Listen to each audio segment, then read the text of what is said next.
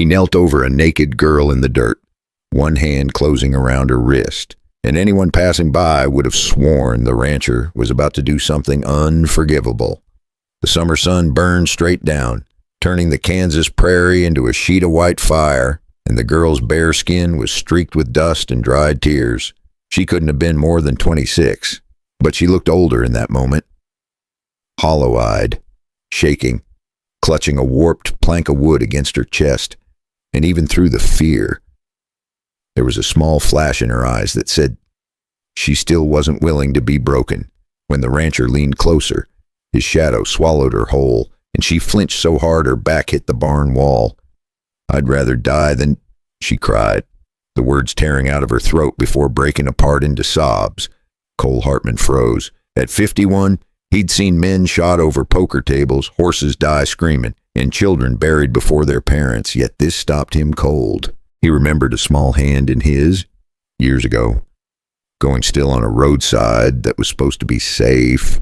He had promised himself he would never chase trouble again. From the road, from the wrong angle, it looked like a predator cornering prey, a lone rancher with a helpless girl and no witnesses. In a country like this, men took what they wanted, and the law often arrived after the damage was done. Slowly, he let go of her wrist. He turned his eyes to the ground, like he was ashamed to be looking at all. He turned his face away, reached back, and pulled off his heavy coat, the one that still smelled of leather, sweat, and old summers. Without looking at her, he laid it over her shoulders, covering her bare skin completely, then took 2 full steps back. Behind Cole, inside the open barn, an old wooden chest sat half buried under years of dust. No one had touched it in a long time. Cole walked to it, lifted the lid, and stared down at a tarnished deputy's badge and a revolver wrapped in oilcloth. He'd sworn he'd never open that box again, not after losing his wife and son to a roadside accident that still haunted his sleep. But as the girl collapsed to her knees, clutching his coat and whispering broken apologies to no one, Cole knew walking away would be the real crime, and the paper she was clutching was about to pull him straight back into the one fight he swore he was done with. Cole poured water into a tin cup and set it on a crate, close enough for her to reach, far enough to show he wasn't going to crowd her. Cole stayed where she could see him, not too close, not too far, like a man guarding a fire that might go out. He listened more than he spoke, because rushing a wounded soul never ends well. Her name was Evelyn Caldwell. "Evie," she said quietly. Like the shorter name hurt less. Her parents had owned land, cattle, money that most folks around Dodge City would never see in a lifetime. They died in a wagon accident on a summer road that was supposed to be safe. After the funeral, Silas Vale showed up like a friend, and he stayed close.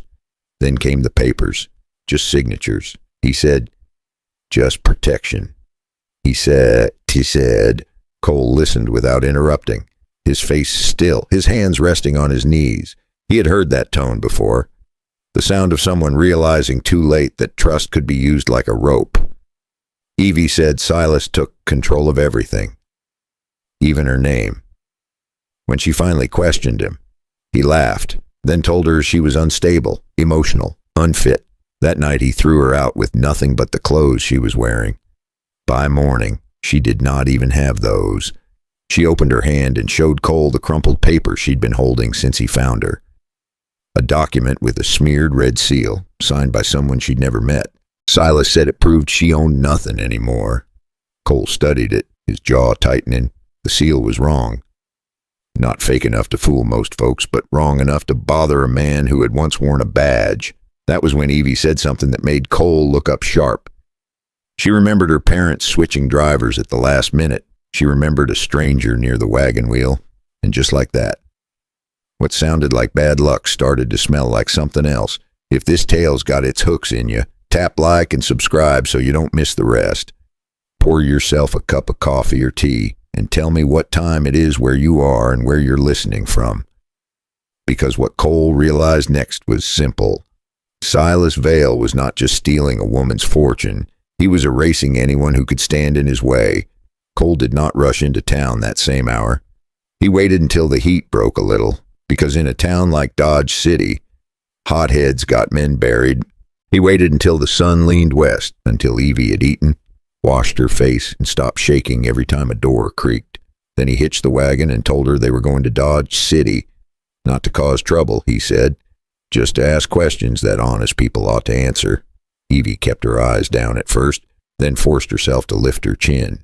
They started with the records. A clerk glanced at the paper with the smeared red seal, then flicked his eyes toward the window like he was checking who might be watching. He slid it back like it burned his fingers. His voice dropped, like the walls had ears. Marital matter, he muttered, and he added something under his breath that told Cole everything. Mr. Pritchard was already asking about you. That was all Cole needed to hear. Not anger. Recognition. They had barely stepped into the alley behind the saloon when the air changed. Footsteps. Too even. Too close. A man named Jed Rourke came out of the shade with a smile that never reached his eyes. Another man followed, thinner, nervous, the kind who liked papers more than people. They asked for the document, politely at first. Cole shook his head once. The first punch came fast and ugly. Cole took it on the shoulder and answered with a shove that sent Jed into the wall. No fancy moves, just weight and will. Evie did not scream. She stepped aside, just enough to slow the second man, just enough to give Cole time. A gun went off, not aimed at flesh, a warning shot that shattered a crate and filled the alley with echoes. Cole drew then. One clean motion, he fired low, close, and the gun skidded from Jed's hand across the dirt. That ended it. When the sheriff arrived, he looked at the broken crate, the shaken men, and the document in Cole's hand. Then his eyes slid to Jed Rourke, and something silent passed between them. He looked away. Boys will be boys, he said. Handle it elsewhere. Cole watched him walk off and felt something old and bitter settle into place. This town already belonged to someone else. As they left the alley, Evie leaned close and spoke so softly only Cole could hear her. She said the men knew things only one person should know, and that meant Cole could not stay in the open. If they wanted the truth, they were going to have to go find the man who fixed the wheel. Cole did not go back to the ranch that night. He took Evie to a safe place first, then went back alone after dark. For 2 nights he watched the trail traffic and listened for names in places men talked too loud. By the time he asked about a wheelwright, he already knew someone would try to stop him. Cole said they were looking for someone who had learned the hard way that accidents did not always come from bad roads. They found the wheelwright outside town, living small and scared. When Cole stepped inside, the man stiffened like he had been expecting a ghost. The man looked past Cole, like he expected Jed to walk in and at any second. Cole did not raise his voice. He did not reach for his gun. He took the old deputy badge from his pocket and set it on the table. Just for a second. Then he turned it face down. That did it. The man tried to deny it at first, swearing he barely remembered the Caldwell name. Then Cole mentioned Jed Rourke, and the color drained from his face. He admitted it in a rush after that. He had been paid to loosen a wheel and say nothing. The money came through a middleman, but the instructions were too specific to be chance. Someone knew the Caldwell schedule down to the hour.